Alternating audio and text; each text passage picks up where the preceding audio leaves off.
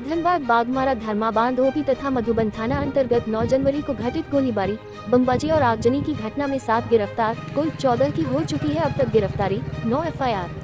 Dharmabad OP तथा मधुबन थाना अंतर्गत 9 जनवरी को घटित गोलीबारी, बमबाजी और आगजनी की घटना में संलिप्त 7 और अभियुक्तों को गिरफ्तार करने में धनबाद पुलिस को सफलता मिली है। गिरफ्तार अभियुक्तों में मुख्य अभियुक्त कारू यादव का भाई वीरेंद्र यादव उर्फ बिलू भी शामिल है। 6 की गिरफ्तारी बोकारो एवं अभियुक्त धनबाद से गिरफ्तार हुआ है। इनके पास से एक देसी पिस्टल, 5 जिंदा गोली, 1 सुतली बम और 3 मोबाइल भी बरामद किया गया है। इस संदर्भ में ग्रामीण एसपी कपिल चौधरी ने प्रेस कॉन्फ्रेंस में बताया कि अब तक कुल 14 गिरफ्तारियां हो चुकी है। अलग अलग कुल 9 फर्द दर्ज हुए हैं और 100 से ज्यादा नामजद अभियुक्त हैं। इस मामले में पुलिस की कार्रवाई लगातार जारी है। ताबड़तोड़ छापामारी चल रही है। Report bureau chief MD Wasim Ansari की। ठीक है।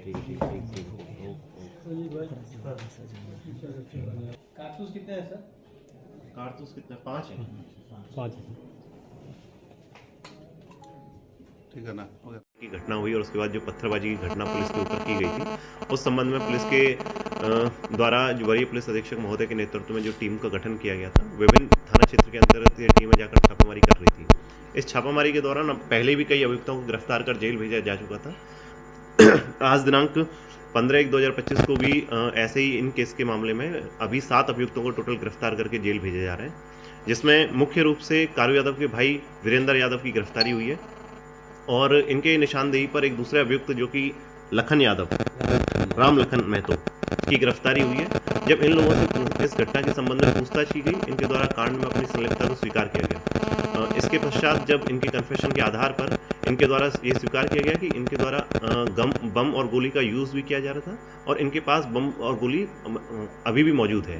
तो इनके कन्फेशन के आधार पर कारू यादव का जो मॉल जहां घटना घटित हुई है, उसमें एक दुकान जो कि रतन विश्वकर्मा के नाम से है, उस दुकान से एक 7.65 mm का देसी पिस्टल और 5 जिंदा कारतूस भी बरामद हुए हैं। इस संबंध में एक अलग से आर्म्स एक्ट के अंतर्गत केस किया गया है और इनको फॉरवर्ड करके जेल भेजा जा रहा है।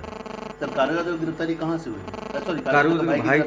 कारू यादव के भाई की गिरफ्तारी जो हम पूछताछ के लिए उनको लेके आए थे, वो बोकारो से लेके आए हैं और इस संबंध में जिस घटना में संलिप्त अपराधियों को जिन लोगों ने शरण दी थी, उन शरण देने के आरोप में भी 2 लोगों को गिरफ्तार करके जेल भेजे जा रहे हैं। ये दोनों लोग रहने वाले बोकारो के थे, जिनके घर में इन लोगों को छुपा के रखा गया था। मूल रूप से जितने साथ हैं, कहाँ छापेमारी सब?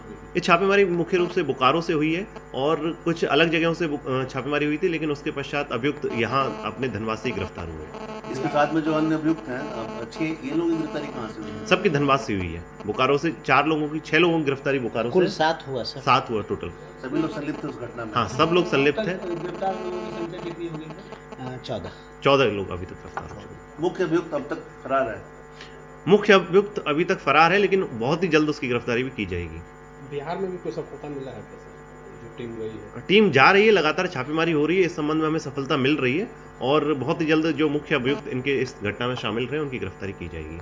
इस संबंध में हमारी टीम लगातार छापेमारी कर रही है, जैसे कि डीएसपी साहब के नेतृत्व में डीएसपी अरविंद, डीएसपी कांति, इंस्पेक्टर साहब लोग जो केस के आईओ हैं, सभी लोग दिन रात मेहनत करके इस केस में छापेमारी कर रहे हैं और अलग अलग स्टेट में जाके, जैसे यूपी, बिहार में भी जाके टीम के द्वारा छापेमारी की गई है। इस संबंध में कुछ सफलता मिली। सर, अब तक कुल कितने एफआईआर दर्ज किए गए? अभी तक एफआईआर जो पिछले टाइम तक कितने हो गए? 7 कुल 9 एफआईआर अभी तक हो गए, जिसमें कि आर्म्स एक्ट का और एक एक्सप्लोसिव एक्ट, इसमें एक बम की भी बरामदगी हुई है। इस केस में जो घटना स्थल से उसकी दुकान से एक जिंदा बम भी बरामद हुआ है और कारतूस भी बरामद हुई है। इस नोटिस भी चिपकाया गया सर मधुबन थाना में, उसका क्या केस है? मधुबन थाना अंतर्गत 91 सीआरपीसी जो पहले का जो धारा होती थी, उसके अंतर्गत जो सीसीटीवी फुटेज प्राप्त करने के लिए हमारे द्वारा नोटिस चिपकाया गया था, लेकिन नोटिस का जवाब नहीं मिलने के बावजूद जो इनके बाद मजिस्ट्रेट की प्रतिनियुक्ति करा के हमने उनकी दुकान को तोड़कर उसका सीसीटीवी जब्त किया था। तो पहले भी अब तक कुल कितने लोगों पर नामजद प्राथमिकी दर्ज की गई है? ये 100 से अधिक लोग हैं जी।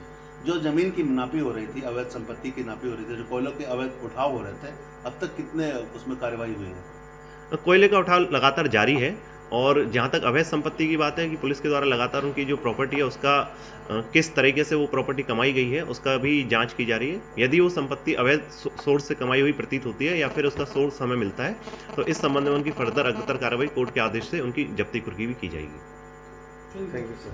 ठीक है।